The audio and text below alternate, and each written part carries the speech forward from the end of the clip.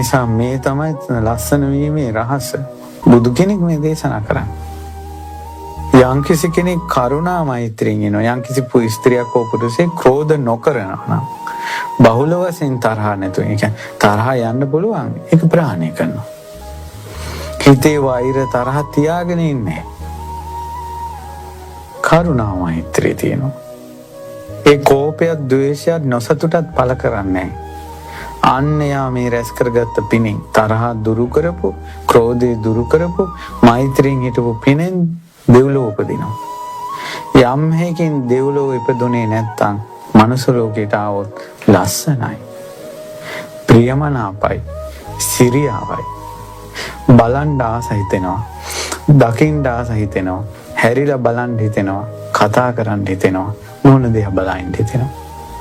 එච්චර ලස්සනයි.